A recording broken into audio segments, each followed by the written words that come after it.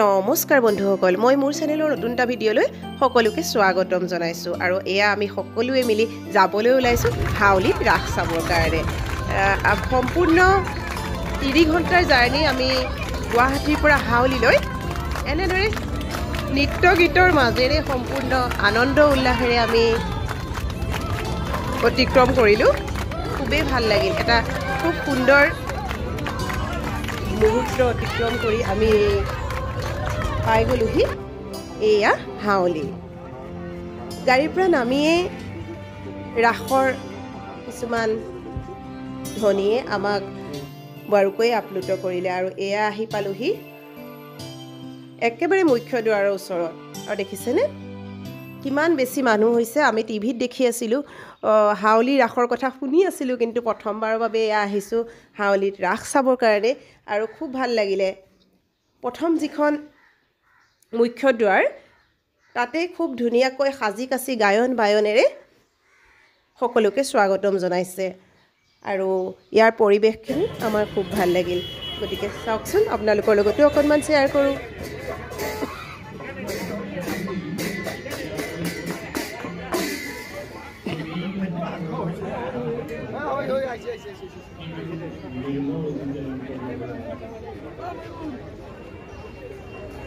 যথেষ্ট মানুহো হৈছিল আৰু সুন্দৰ জাকজমকতাৰ মাজেৰে এই মেলাখন অনুষ্ঠিত হৈছে।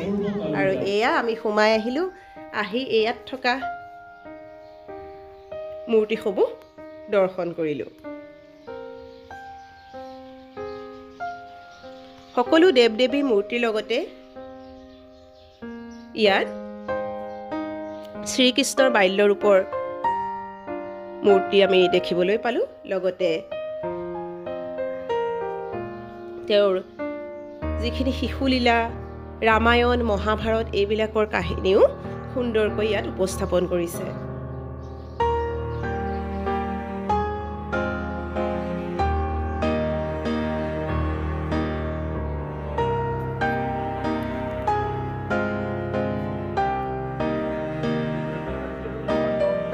খুব সুন্দৰকৈ সজাই ৰাখিছে ইয়াৰ চৌপাশখিনি।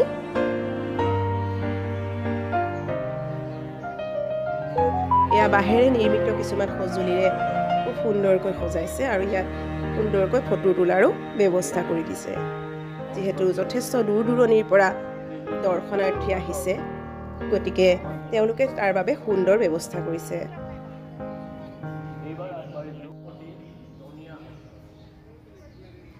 শ্ৰীকৃষ্ণৰ জন্ম বৃত্তান্তৰ খুব সুন্দৰকৈ ইয়াত অংকিত হৈছে।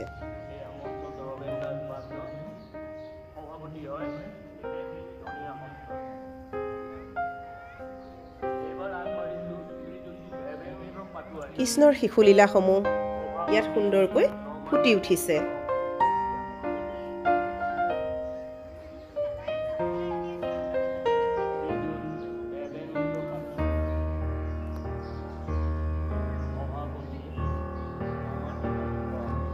মাক যশোদা লগতে গোপীসকলৰ লগত কৰা লীলাসমূহ, আৰু এয়া হৈছে ৰামায়ণৰ কিছু অংশ।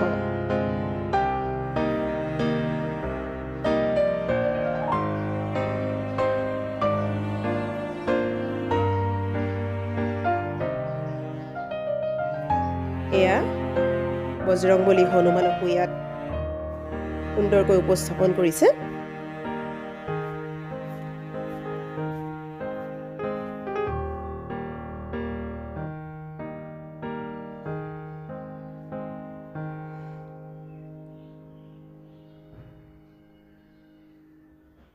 মহাভাৰতৰ কিছু ছবিও ইয়াত দেখিবলৈ পালোঁ।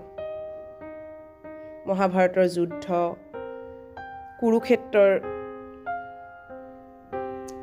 কিছুমান দৃশ্য, লগতে ৰাজ দৰবাৰ, এইসমূহ ইয়াত সুন্দৰকৈ ফুটি উঠাবলৈ চেষ্টা কৰিছে। ভীষ্মৰ সৰসজ্জা চাওকচোন।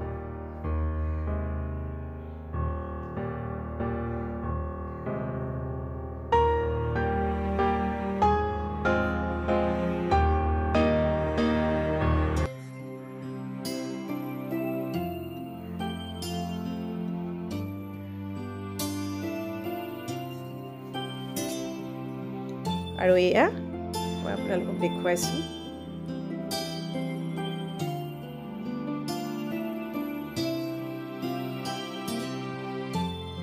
এয়া গুৰুসকলৰ প্ৰতিমূৰ্তি আৰু লগতে এয়া আছে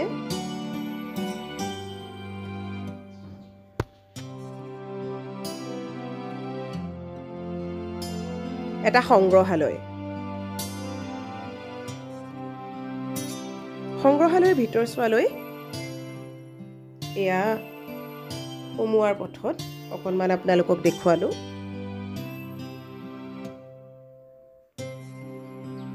এয়া চাওক সকলোখিনি আপোনালোকক অকণ অকণ দেখুৱাই গৈছোঁ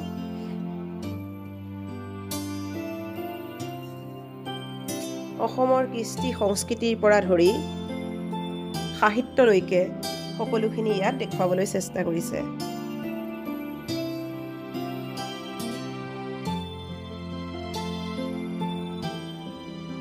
শ্ৰীমন্ত শংকৰদেৱৰ লগতে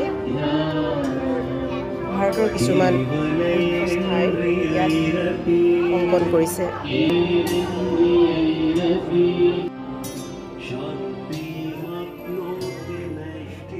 বিভিন্ন পুথি মহাকাব্য ইয়াত সংগ্ৰহ কৰি ৰাখিছে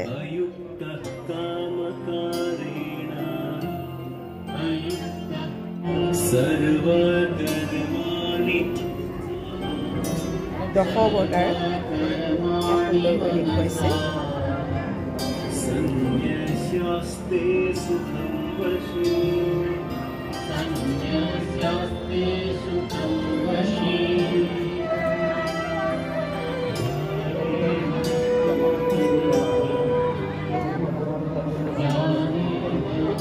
ৰাসৰ আৰম্ভণি বিদ্যান্তও ইয়াত দেখুৱাবলৈ চেষ্টা কৰিছে আৰু ইয়াৰ পাছতে এয়া দেখিছে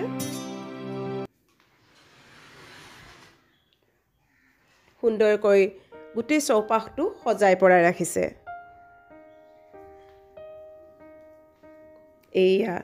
এই ভাগ হৈছে ৰাস মন্দিৰ ভাগ ৰাস মন্দিৰত পূজা চলি আছে আৰু ইয়াত সকলোৱে সেৱা ল'বলৈ গৈছে ইমান সুন্দৰকৈ সজাই থোৱা হৈছে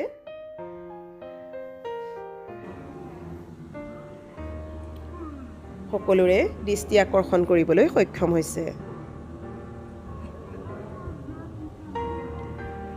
এয়া হৈছে মন্দিৰ ভাগৰ ভিতৰ ভাগ ইয়াত পূজা চলি আছে আৰু এয়া সকলোৱে আশীৰ্বাদ লৈছে আৰু নিৰ্মালি প্ৰদান কৰিছে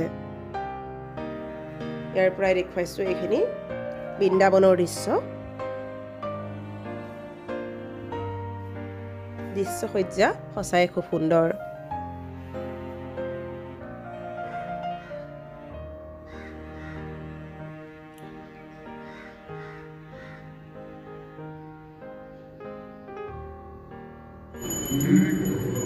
এয়া মন্দিৰৰ ভিতৰৰ ভাগ আৰু ইয়াৰ পৰাই দেখুৱাইছোঁ এয়া আৰতি চলি আছে যিহেতু সন্ধ্যা আৰতি চলি আছে গতিকে পৰিৱেশটো খুব ভাল লগা হৈ উঠিছে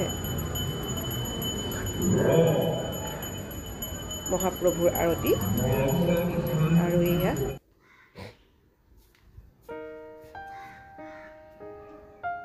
শিশু কৃষ্ণৰ পুতনা বধৰ কিছু অংশ দেখুৱাইছে ইয়াত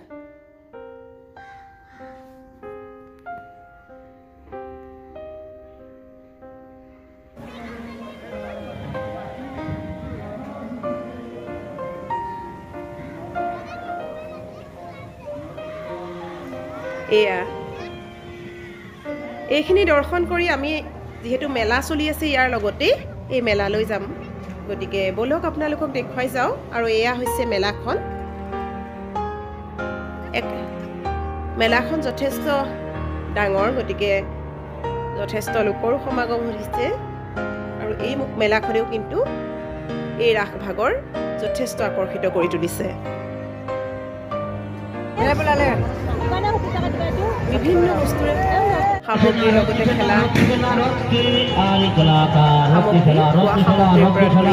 সকলো বিপণীয়ে ইয়াত लड़की खिलाएगा लड़की छोकरी मेरा हाँ लड़की करेगा मुकाबला लड़की करेगा मुकाबला कंपटीशन चला टिकट वाले टिकट लेके जल्दी चलाओ ऊपर में जाओ ऊपर में जाओ माधवी टिकट माधवी